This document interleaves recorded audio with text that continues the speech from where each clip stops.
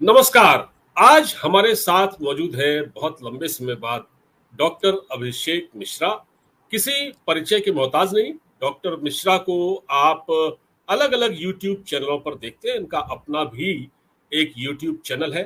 तो आप सबसे अनुरोध है कि मेरे चैनल को भी और डॉक्टर मिश्रा के चैनल को भी, अभिषेक मिश्रा जी के चैनल को भी आप सब्सक्राइब कर लें। वीडियो को ज्यादा से ज्यादा शेयर करें। बहुत महत्वपूर्ण बातचीत आज हम करने जा रहे हैं।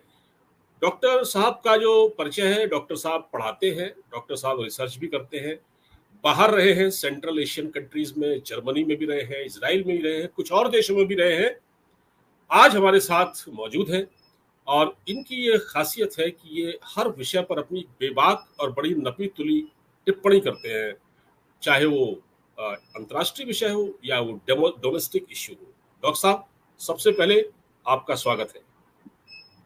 बहुत बहुत धन्यवाद आपके इतने I would say very generous introduction. Thank you sir, thank you, बहुत बहुत धन्यवाद आपका। डॉक्टर साहब, हमारे देश में तो बड़ा हंगामा मचा है। देखिए, जो कांवड़ यात्रा चल रही है उसमें आज सुप्रीम कोर्ट ने एक अंतरिम आदेश जो दिया था उसको फिर से बरकरार रखा है और कांवड़ यात्रा 6 तारीख को खत्म हो रही है। 6 अगस्त को 22 से शुरू हुई थी।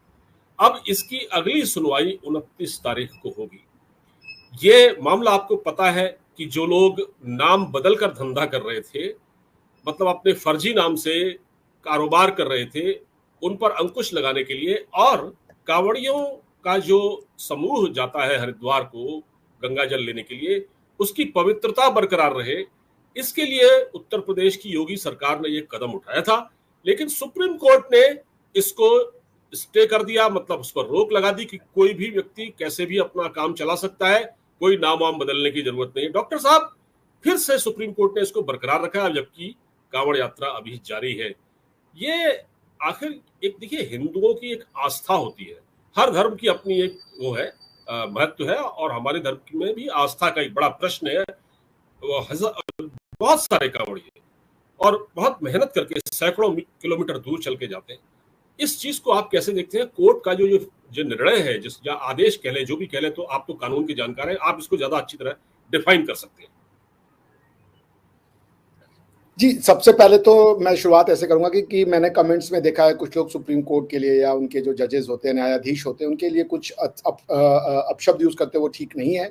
वो हमारे न्यायाधीश हैं और सुप्रीम कोर्ट एक बहुत ही पायस इंस्टीट्यूशन है, उसका हमें सम्मान करना चाहिए। उसके लिए कई वर्ड ऐसे हैं जो मुझे बोलना भी उचित नहीं लगेगा। सबकी अपनी अपनी राय है। जज भी एक हमारी आपकी तरह इंसान है, कोई ऊपर से आए हुए लोग नहीं है। सबकी अपनी थिंकिंग एबिलिटी और एनालिटिकल एबिलिटी होती है। जो जितनी एनालिसिस कर सकता है उसी हिसाब से वो जजमेंट देता है। मैं इस जजमेंट से कतई सहमत नहीं हूँ। मेरी अंडरस्टैंडिंग ठीक जो है इसके विपरीत है, जो मेरी अंडरस्टैंडिंग ऑफ सेक्युलरिज्म और लॉ है। जैसे आपने ना, जब आप ये इंट्रोडक्शन दे रहे थे कि हिंदुओं की अपनी आस्था है, तो आपने धीरे से एक शब्द उसमें और एक वाक्य चिपकाया, मतलब हमारी आपका नेचर है कि सभी धर्म अच्छे हैं। ये जो हिंदू मानसिकता है कि वो अपना अच्छा कहने के बाद तुरंत वो एक उसमें आता है कि नहीं सबकी तारीफ करो, और आप दूसरी तरफ जाएं तो वो अपना सही कहेंगे और उसके बाद अगला सेंटेंस देंगे कि तुम्हारा गलत भी है। ये मानसिकता बनाई जाती है, ठीक है ना? मैंने पाकिस्तान के चीफ जस्टिस को ये वर्ड बोलते हुए सुना है कि हिंदू शब्द तो मैं बोलना भी नहीं चाहता, ठीक है ना? उनके चीफ जस्टिस का वर्ड। तो वो क्यों ऐसा बोल रहे हैं? क्या हमारे जज साहब ये बोलेंगे कि हम मुस्लिम वर्ड बोलना भी नहीं चाहते? वो कौन सा लॉ पढ़ रहे हैं हमारे जज साहब और वो कौन सा लॉ पढ़ रहे हैं पाकिस्तान के जज साहब की? उनकी और हमारे जज साहब की अंडरस्टैंडिंग इतनी अंतर है। दूसरा प्रश्न, मैंने देखा कि एक हमारे ऑनरेबल जज साहब जो थे, उन्होंने लिखा कि मैं तो केरल का जज हूं और केरल में एज ए जज मैं जो था मुस्लिम दुकान पे जाया करता था, क्योंकि मुस्लिम जो है वो इंटरनेशनल स्टैंडर्ड का ध्यान रखते थे, और मुसलमान और जो हिंदू दुकान थी मैं नहीं जाता था उस पर, क्योंकि वो साफ सफाई नहीं रखते। मेरी ये बात समझ में नहीं आई कि मुसलमान होने से साफ सफाई का क्या लेना देना है और हिंदू होने से साफ सफाई का क्या लेना देना है। एक मुसलमान भी बहुत ही गंदा और बहुत ही अनहाइजीनिक तरीके से रह सकता है और एक हिंदू भी बहुत अनहाइजीनिक तरीके से रह सकता है। ये एक कल्चरल फिनोमिना है, एक सोशल फिनोमिना है, एक पॉवर्टी का इकोनॉमिकल फिनोमिना भी हो सकता है, मगर ये कतई रिलीजियस फिनोमिना तो नहीं है भाई। इसका रिलीजन से क्या लेना देना है कि कोई मुसलमान। और फिर तो जज साहब जब ये बात बोल रहे थे तो उनको ये बात तो पता थी ना कि ये मुसलमान की दुकान है। अगर वो दुकान हटा लिया जाए और वो हिंदू की दुकान वहां पे रख दी जाए और हिंदू एक मुसलमान के नाम से दुकान पे बेचता, फिर जज साहब क्या कहते? अगर वो दुकान एक हिंदू चला रहा होता और नाम मुसलमान होता तो क्या कहते फिर वो? वो तो ये सोच के जा रहे हैं ना, चूंकि ये मुसलमान है और ये इंटरनेशनल स्टैंडर्ड्स ऑफ क्लीनिंग का ध्यान रखता है, इसलिए मैं जाऊंगा इसमें। देखिए, वो मैं ये समझ सकता हूं कि भारतीय स्वभाव और भारतीय नेचर ऐसा है, शायद वो ये बात कहना चाह रहे होंगे क्योंकि एज अ जज वो जो उनकी एक ह्यूमन राइट्स की टेंडेंसी होती है कि भाई किसी एक माइनॉरिटी को बुरा लग रहा है तो उन्होंने एक ये स्टेटमेंट दे दिया, मगर ये नहीं सोचा कि इससे कई एक मेजॉरिटी है जो आहत हो गई, क्योंकि आपने कहा हिंदू गंदे रहते हैं, कोई हिंदू दुकान है वो इसलिए गंदी है, ये उसका मतलब था लब्बो लबाब, जो मुझे ठीक नहीं लगा। एक दूसरी समस्या है भारत में सेक्युलरिज्म की। जी, सेक्युलरिज्म एक ऐसा कॉन्सेप्ट है, ना तो हमारे जज समझ रहे हैं ना तो पाकिस्तान के जज समझ रहे हैं, क्योंकि ये यूरोप की समस्या थी, यूरोप का प्रॉब्लम है और वो हमारे आपके ऊपर लगा दिया गया, चेप दिया गया। सेक्युलरिज्म क्या सिखाता है? सर्वधर्म संभाव कतई नहीं सिखाता। सर्वधर्म संभाव कोई सेक्युलरिज्म नहीं सिखाता। सेक्युलरिज्म टॉलरेंस सिखाता है कि दूसरे के रिलीजन को टॉलरेट करो। वो ये नहीं कहता कि क्रिश्चियनिटी सही है और इस्लाम भी सही है, ये सेक्युलरिज्म कभी नहीं कहता। वो कहता है क्रिश्चियनिटी भी है तो आप अगर कोई इस्लाम को फॉलो कर रहा है तो उसको करने दो, वो है गलत मगर करने दो, ये टॉलरेंस होता है। वो कौन सी फिलॉसफी है जो सर्वधर्म संभाव की बात करती है, यानी कि सर्वधर्म बराबर है, सभी भगवान बराबर हैं? ये कौन कहता है? ये कम्युनिस्ट कहने वाला है। कम्युनिस्ट तो भगवान को ही नहीं मानता, तो वो तो कह नहीं सकता। जो लेफ्टिस्ट लिबरल बैठे हुए वो तो कह ही नहीं सकते क्योंकि वो तो भगवान को ही नहीं मानते, तो सबको ही गलत मान रहे हैं। बिल्कुल बिल्कुल।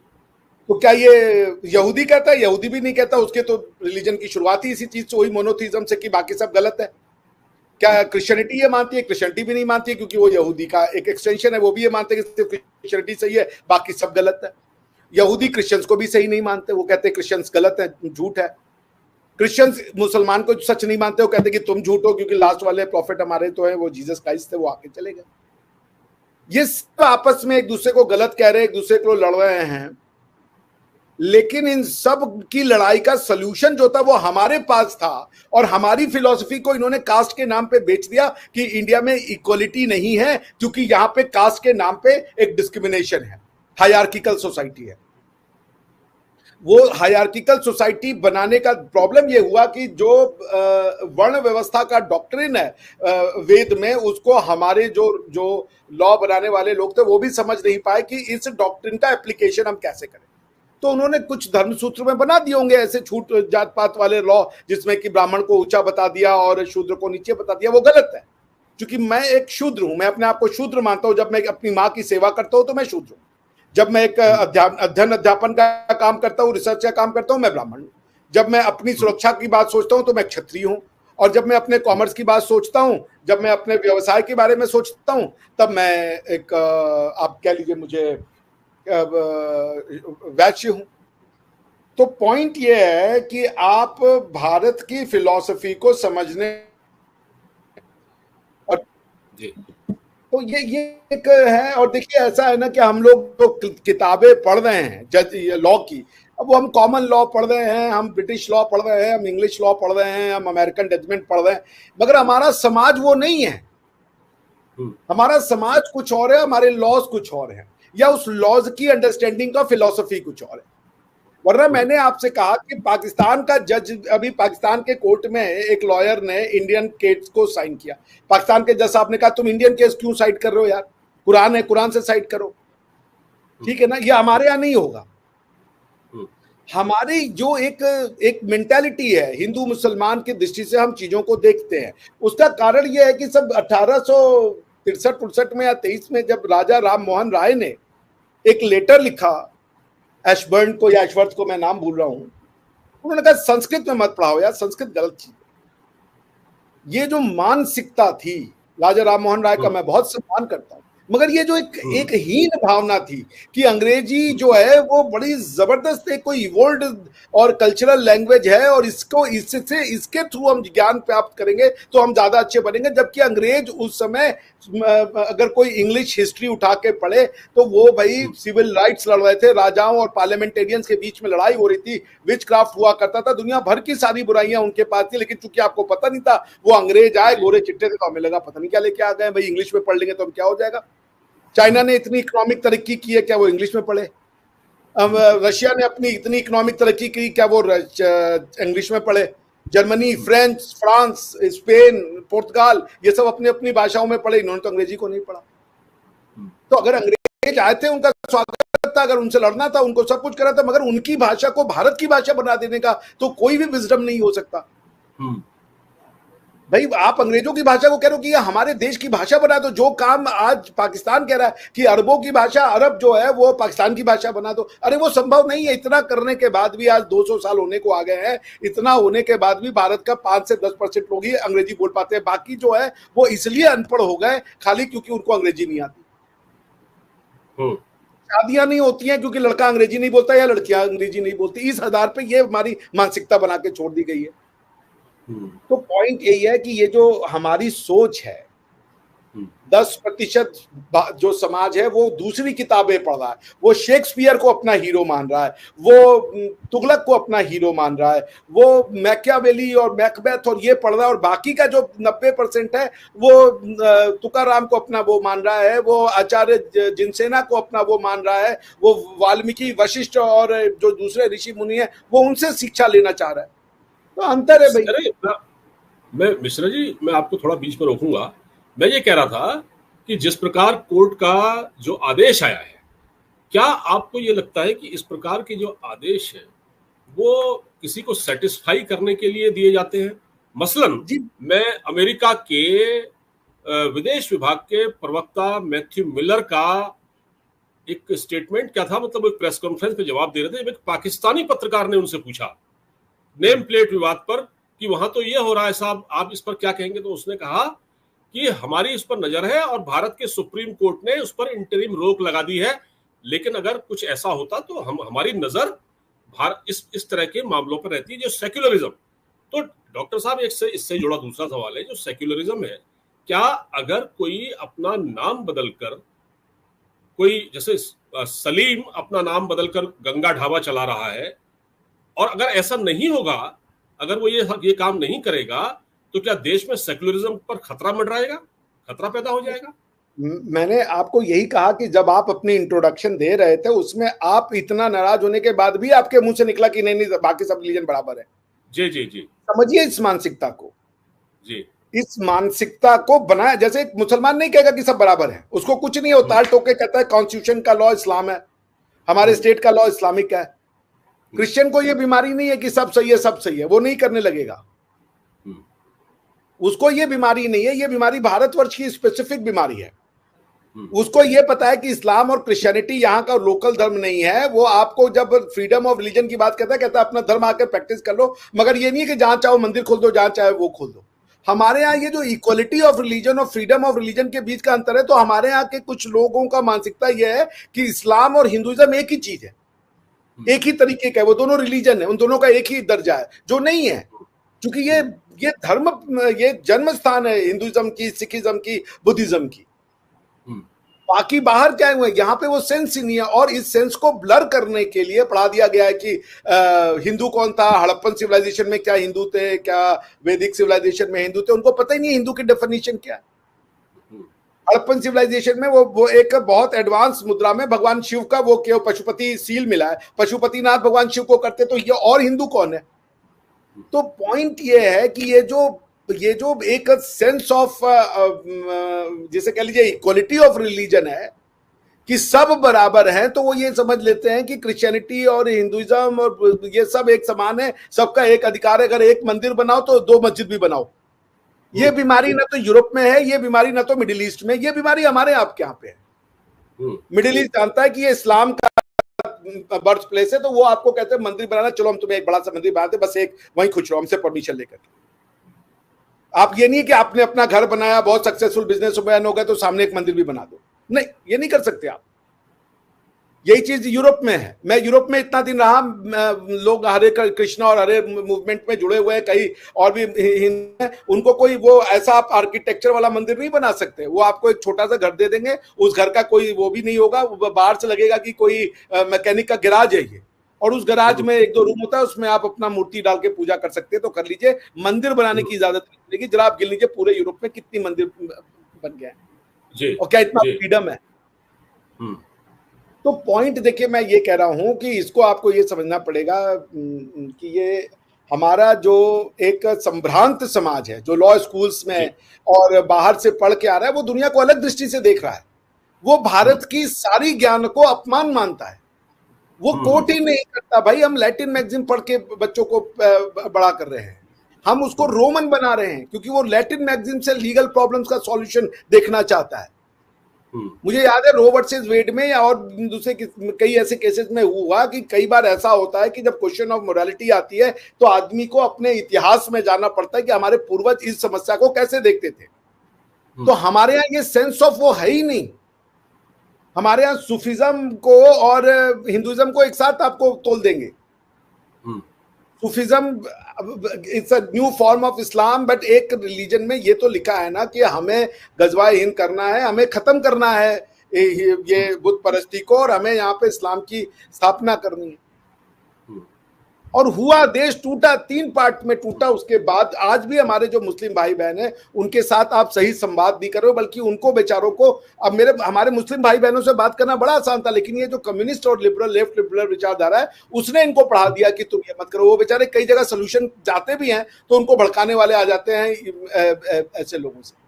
तो भारत को जब तक भारतीय दृष्टि से, भारतीय फिलॉसफी, मैं ये नहीं कह रहा कि हमारी फिलॉसफी में सब सही था, मगर उसको गलत कर, उसको उसमें जोड़ने का, घटाने का काम भारतीयों को करना पड़ेगा। जो महात्मा गांधी ने कहा था कि जब अंग्रेजों से कहा तुम हट जाओ, अपना संविधान हम लिखेंगे, अपनी आजादी की लड़ाई हम खुद रखेंगे, उनसे एक अंग्रेज ने, गांधी फिल्म में एक सीन है, एक अंग्रेज कहता कि चलो मैं भी तुम्हारे साथ इंडिया में जाकर के फ्रीडम फाइटिंग में हिस्सा लूंगा। तो गांधी जी ने कहा नहीं, नहीं चाहिए, क्योंकि इंडियंस को सीखना होगा अपनी लड़ाई लड़ना।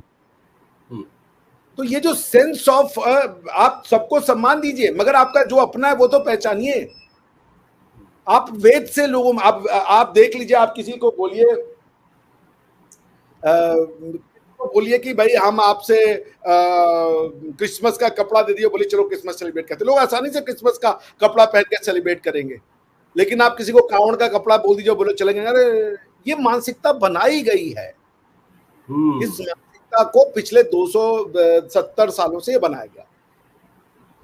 जी, एक शंभुनाथ पांडे, एक दर्शक है, वो लिख रहे हैं कि हिंदू सब धीरे धीरे समझता जा रहा है। हालांकि इन्होंने इतने लिखा है, क्या समझ रहा है हिंदू? क्या लगता है सर आपको, ये जो हो रहा है, क्या ये बात हिंदुओं के समझ में आ रही है? ये बिल्कुल समझेगा। 30%, 36% बीजेपी ऐसे नहीं बन गई ना। 36% लोग बीजेपी को वोट दे रहे हैं। और मैंने राजीव गांधी जी का एक वो सुना था, मैं बड़ा सम्मान करता हूँ राजीव गांधी जी का, तो उन्होंने कहा था कि बीजेपी को 4% या 5% वोट मिला है। अगर वो 89-90 में भी बोल रहे होंगे ये कि 5-6% बीजेपी को वोट मिला, उनकी कोई एग्जिस्टेंस नहीं है, तो आप अगर 90 से लेकर के आप 2024 में बैठे हुए हैं, तो आज 24 साल हो गए और 34 साल हो गए, और आज आप 34 सालों में आपने जो है 36% बीजेपी पहुंच गई, ऐसे तो नहीं पहुंची, और अपने एनडीए के साथ 40% पहुंच गई है। ये नैरेटिव की जंग है, ये नैरेटिव का युद्ध है, और उसको हमें जीतना होगा। क्योंकि हम अगर रहेंगे, जो हिंदू है वो कहेगा कि मैं क्रिश्चियन हूं, मैं मुस्लिम हूं, मैं बुद्ध हूं, मैं जैन हूं, मैं सब हूं। मगर अगर कोई क्रिश्चियन है तो वो ये नहीं कहेगा कि मैं हिंदू हूं, मैं बुद्ध हूं, मैं जैन हूं, मैं मुस्लिम हूं। कोई मुस्लिम है तो नहीं कहेगा मैं जैन हूं, मैं क्रिश्चियन हूं, मैं बुद्ध हूं, मैं हिंदू हूं। ये सिर्फ हिंदू कहेगा कि बुद्ध पूजा भी सही है, मोनोथीज्म भी सही है, वो सिर्फ हिंदू कहेगा।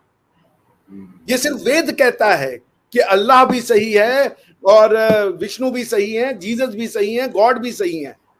बाकी कोई नहीं कहता कि तुम्हारे, बाकी टॉलरेंस की बात करते हैं, हम एक्सेप्टेंस की बात। जी अच्छा, ये जो बात आ रही है कि अभी जैसे एक मिनट। जी जी, हाँ, तो हम लोग बात कर रहे थे, ये जो कांवड़ यात्रा चल रही है, अभी अभिषेक जी फिर से लौटते हैं, कुछ वजह से थोड़ा सा कैमरे से दूर हुए हैं, तो बड़ी अच्छी बात बता रहे हैं। वो कह रहे हैं कि टॉलरेंस सिर्फ जो है ना, वो हिंदुइज्म में है, हिंदुओं में टॉलरेंस है, और बाकी लोग सिर्फ जो है ना ये सेक्युलरिज्म और ये पता नहीं क्या क्या इसको इसका आवरण ओढ़े रहते हैं, और कतई किसी के अंदर नहीं, मैंने इतना ये उल्टा टॉलरेंस हो नहीं गया, है। इंडिया में टॉलरेंस नहीं है, मैं बार बार कह रहा हूँ, समझना पड़ेगा टॉलरेंस, फ्रीडम ऑफ रिलीजन और इक्वलिटी ऑफ रिलीजन के बीच का अंतर हम ही नहीं समझ पा रहे। फ्रीडम ऑफ रिलीजन कहता है कि तुम गलत हो मगर हम तुम्हें बर्दाश्त करेंगे, मगर हो जी तुम गलत। जी इक्वलिटी ऑफ रिलीजन कहता है कि हम भी सही हैं, तुम भी सही हो। सर्वधर्म संभाव सिर्फ वैदिक थ्योरी देती है, कोई कॉन्स्टिट्यूशनल फिलॉसफी सर्वधर्म संभाव नहीं देती। बाकी कहती है जैसे आप, ऐसा नहीं है कि यूरोप में कॉन्स्टिट्यूशन आ गया तो बाइबल कैंसिल हो गया, बाइबल आज भी उनका कॉन्स्टिट्यूशन है। तो क्या बाइबल कहेगा कि सब गॉड एक है? क्या कुरान कहेगा कि राम रहीम एक है? नहीं कहेंगे। आप नहीं कह सकते ऐसा। क्या पाकिस्तान में आप कह सकते हैं? क्यों क्यों हिंदुओं की पॉपुलेशन घट गई, खत्म हो गई? ये मैं बार बार कह रहा हूं, टॉलरेंस इज नॉट समथिंग वैदिक, इक्वलिटी इज वैदिक, एम्ब्रेसमेंट इज वैदिक, एक्सेप्टेंस इज वैदिक। ये इतनी डीप कॉन्स्टिट्यूशनल फिलॉसफी थी कि अगर दुनिया इससे चलती तो ये लड़ाई मारकाट नहीं होता। ठीक है, मगर हमारी एक चीज और तो यूरोप ने मुझे एक बात, फास्टिस्ट है। जी जी जी सर, ये बताइए, हम ये एक प्रयास शुरू किया, क्योंकि देखिए जो कांवड़ यात्रा है, कांवड़ यात्रा जैसा आयोजन हर साल होता है सावन के महीने में। आप हमको ये बताएं कि आज बड़ा अजब नजारा देखने को मिला सुप्रीम कोर्ट में। सुप्रीम कोर्ट में जो सबसे पहले सुनवाई के लिए, और कोर्ट से कहते हैं इसकी अर्जेंट सुनवाई हो, अभिषेक मनु सिंघवी, वो इस केस को लेकर पहुंचे, और हमारी उत्तर प्रदेश सरकार की ओर से भी एक वकील पेश हुआ। लेकिन सर मुझे आप ये बताइए कि जब यहां पर आस्था का सवाल है हिंदुओं की, तो उत्तराखंड सरकार को भी नोटिस गया था, मध्य प्रदेश सरकार को भी नोटिस गया था, लेकिन इन दोनों की ओर से कोई वकील पेश नहीं हुआ। सर ये कैसी अप्रोच है? ऐसे कुछ हो पाएगा? आज तो शायद गए थे मगर वो कार्रवाई एडजर्न हो गई, जो मैंने पढ़ा न्यूज़पेपर में, हालांकि मैंने देखा नहीं। देखिए इससे ये ना, ये तो टाइम बाई किया जा रहा है, इसका कोई डिसीजन आएगा एक हफ्ते का समय मांग रहे हैं, वो कह रहे हैं एक हफ्ते का समय। क्यों? आपकी तैयारी क्यों नहीं थी इतने दिन तक? भाई इन्होंने तो अभी से 6-7 दिन पहले एंट्रीम रोक लगाई थी जब हाँ, तो वो देखिए जो एंट्रीम रोक है वो ये कह रहे हैं कि फोर्स मत करो किसी को, जिसको लगाना है लगा दो, ठीक है ना। उनका ये पहले, अब मैं भी ये देख रहा था कि एग्जीक्यूटिव ऑर्डर है, तो एग्जीक्यूटिव ऑर्डर का कोई लेजिस्लेटिव बेस होना चाहिए। अगर कोई एग्जीक्यूटिव ऑर्डर का लेजिस्लेटिव बेस नहीं है तो प्रॉब्लम हो जाती कि एक्शन, ये पावर कहाँ से ला रहे हैं आप लोगों से फोर्स करने का कि आप अपने दुकान के आगे अपना नाम लिखो।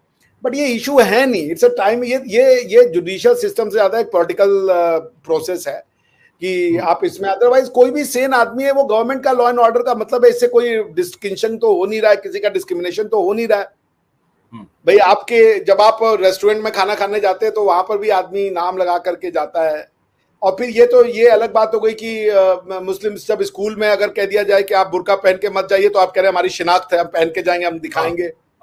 हाँ। और जब आपसे कहा जा रहा है कि अच्छा आप अपनी शिनाख्त पब्लिक में बताइए, तो कह रहे नहीं हम नहीं बताएंगे, हमारे साथ डिस्क्रिमिनेशन हो रहा है। तो ये जो एक प्रॉब्लम है, इस प्रॉब्लम को आप तब तक कॉल आउट नहीं कर सकते जब तक भारत का संविधान या जज साहब या अपनी जजमेंट में कोई जज साहब लिखने की हिम्मत नहीं करते कि भारत का संविधान सर्वोपरि है, कुरान, वेद, बाइबल सब उसके नीचे है। जिस दिन किसी जज ने ये हिम्मत, क्योंकि वेद में तो लिखा गया है भाई, ये तो मैं अक्सर पढ़ देता हूँ कि इंडिया में जो थी वो रिजर्वेशन को जस्टिफाई करने के लिए कि भाई मतलब मैं भी यही लिखता शायद कि भाई एक हायरार्किकल सोसाइटी इंडिया में थी, अब कॉन्स्टिट्यूशन के बाद उसमें एक इक्विलिब्रियम या उसको एक इगैलिटेरियन सोसाइटी बनाने का हमें प्रयास करना चाहिए। तो ठीक है भाई, लेकिन क्या ये सिर्फ हमारे यहाँ पे थी?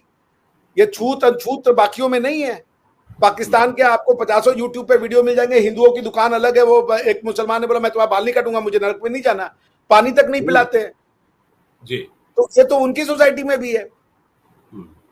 तो पॉइंट ये है कि इंडिया में आप जब सर्वधर्म संभाव में अटैक सारा हिंदुइज्म की फिलॉसफी पे जो वेस्ट ने किया जी। मतलब आप बताइए कि वेद को ये कास्टिस्ट बता दिया, वो जबकि सोशियोलॉजिकल प्रॉब्लम थी, फिलोसॉफिकल प्रॉब्लम नहीं थी। फिलोसफी में कहीं भी कास्ट को सुपीरियर नहीं दिखाया गया।